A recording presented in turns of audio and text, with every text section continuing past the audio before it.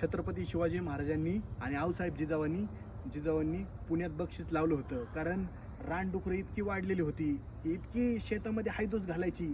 आणि छत्रपती शिवाजी महाराजांनी सांगितलं, आऊसाहेबांनी सांगितलं, जो ह्या डुकराला मारून पकडून आणि त्याला सोन्याचं कडं दिलं जाईल.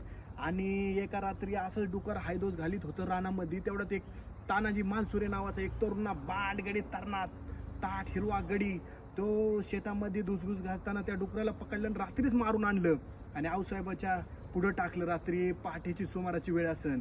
आणि आऊसाहेब म्हणले, का रे तुझं नाव काय? तो म्हणला, उमरजचा तानाजी नाव आहे माझं. आऊसाहेब म्हणले, अरे तू इतक्या रात्री रान जनावर आणून मारून टाकलं, तू सकाळी आला असत, तुला काय आम्ही सोन्याचं कडं दिलं नसतं का?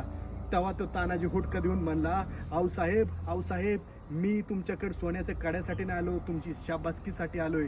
असे असे असे असे असे मावळे शिवाजी महाराजांनी एक एक एक गोळा केले. त्या तानाजीला सैन्यात भरती करून घेतलं. असं शिवाजी महाराजांनी एक एक एक माणूस गोळा केला आणि ह्या स्वराज्य घडवलं.